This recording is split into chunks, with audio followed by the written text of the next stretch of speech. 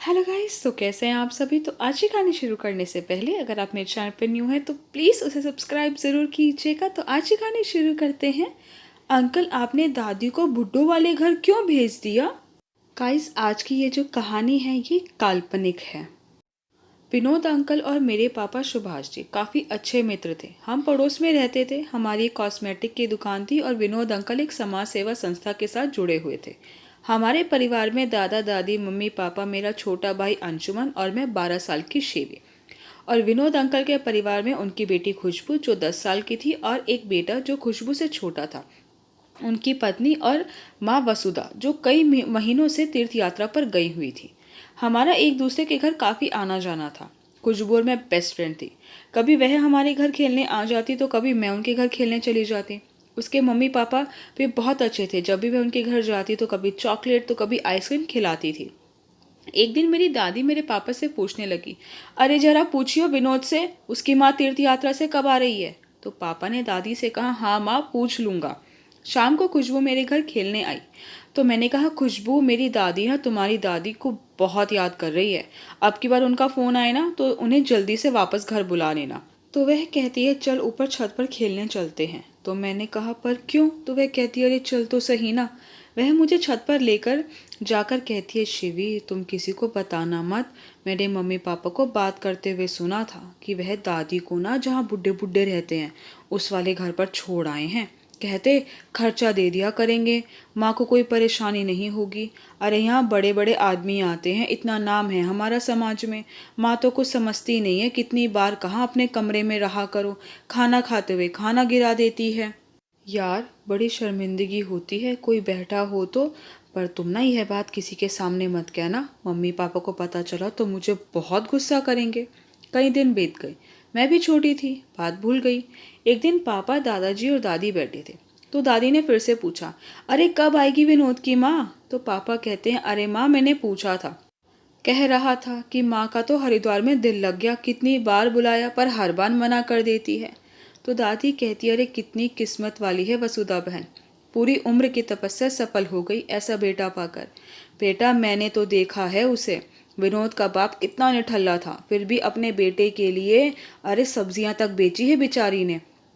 अरे जो भी काम मिलता, कभी तुरपाई का, कभी बिंदी चिपकाने का, क्या नहीं किया था कि उसका बेटा पढ़ लिख कर कुछ बन जाए। खुद भूखी रहकर उसे भर पेट खिलाती थी। अब सुख देखा है पूरी उम्र में। मैं भी पास में बैठी सब बातें सुन रही थी। कुछ कुछ समझ में आ रहा था, कुछ समझ में नहीं आ रहा था।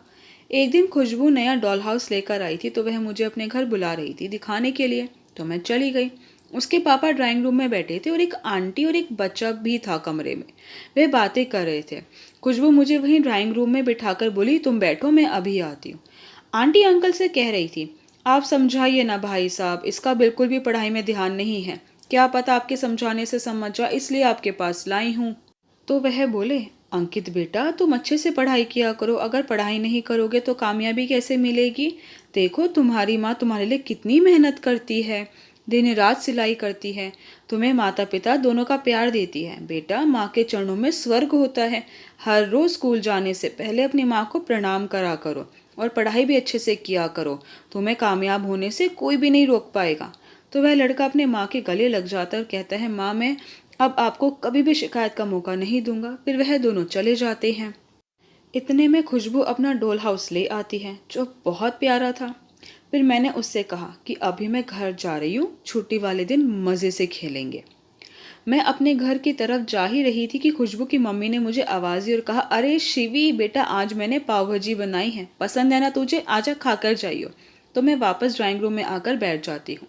आंटी अंकल को, मुझे और खुशबू को पाव भाजी देती है। हम सब पाव भाजी खा रहे होते हैं कि मेरे मन में एक बात आती है। तो मैं अंकल से कहती हूँ, अंकल एक बात पूछूं। तो वह कहते हैं, हाँ बेटा पूछो।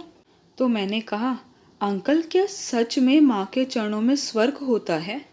तो अंकल कहते हैं, हाँ बेटा, अपने माता पिता की खूब सेवा करनी चाहिए है। अरे कितनी मेहनत करते हैं हमारे लिए। अब तुम ही देखो, तुम्हारे पापा कितनी मेहनत से पैसा कमा कर लाते हैं, तुम्हारी मम्मी सुबह सुबह किचन में काम करने में लग जाती है। तो फिर मेरे मुंह से एकदम से निकल गया, तो फिर आपने दादी को बूढ़ों वाले घर क्यों भेज दिया। क्या दादी के पैरों के नीचे स्वर्ग नहीं है। क्या वह आपके लिए मेहनत नहीं करती थी? पर दादी तो बता रही थी कि दादी आपके लिए बहुत मेहनत करती थी, पैसे भी कमा कर लाती थी, खुद भूखी सो जाती थी पर आपको खाना ज़रूर खिलाती थी। मैं भी ना अपने पापा से पूछूंगी क्या मेरी दादी के पैरों के नीचे स्वर्ग है। अगर उनके पैरों के नीचे भी स्वर्ग नहीं हुआ तो वह भी उन्हें बूढ़ों वाले घर भेज देंगे, तो मैं उनके बिना कैसे रहूंगी। यह सुनकर वह एकदम से चुप हो जाते हैं। फिर कुछ मिनट में बात संभालते हुए कहते हैं, तुम्हें किसने कहा बेटा? तो मैं खुशबू की तरफ देखने लगी। तो अंकल ने कहा, अरे बेटा वह तो तुमसे भी छोटी है, उसने सुनने में कुछ गलती कर दी होगी। वह तो खुशबू की दादी ने बूढ़ों के लिए रहने के लिए घर बनवाया है। वह तो बल्कि अगले हफ्ते यहाँ वापस आने वाली हैं। यह सुनकर मैं भी खुश हो गई। मैंने कहा सच में? मैं ना जल्दी से अपनी दादी को बताकर आती हूँ कि खुशबू की दादी अगले हफ्ते वापस आने वाली है। उस दिन विनोद अंकल को अपनी सोच पर बड़ी शर्म आती है कि वह जो सलाह सबको देते फिरते हैं कि माँ के चरणों के नीचे स्वर्ग होता है, माँ बाप की खूब सेवा करनी चाहिए है, वह हमारे लिए बड़ी मेहनत करते हैं और वह खुद कैसे काम कर रहे हैं, उनके बच्चे उनसे क्या सीख रहे हैं कि जब बड़े लोग आपके अनुसार ना चलें, आपकी आंखों में खटकने लगे तो उन्हें कहीं और छोड़ आओ। फिर वह अपनी पत्नी को आवाज़ देकर बुलाते हैं और तुरंत वृद्धाश्रम के लिए निकल जाते हैं। वहाँ जाकर दोनों माँ से माफ़ी मांगते हैं और कहते हैं कि माँ हमसे गलती हो गई, आगे कभी दोबारा ऐसा नहीं होगा। हमारा और बच्चों का आपके बिना दिल नहीं लग रहा है, प्लीज़ आप हमारे साथ घर वापस चलिए। पर किसी के सामने ना यह मत कहना कि मैंने आपके साथ ऐसा किया, मैंने सबको बोला हुआ था कि आप तीर्थ यात्रा के लिए गई हुई हैं। तो माँ कहती है कोई बात नहीं बेटा, मैं समझती हूँ। वह तो बस अपने घर वापस आने की खुशी में सबको माफ़ कर देती हैं। घर के अंदर आते ही खुशबू और उसका भाई उनसे लिपट जाते हैं और दादी उनको अपनी बाहों में भर लेती है। मैं और मेरी दादी भी खुशबू की दादी से मिलने घर आते हैं। उस दिन विनोद अंकल और उनकी पत्नी यह प्रण लेते हैं कि आगे से कभी भी माँ के साथ दोबारा कुछ गलत करने के सोचेंगे भी नहीं।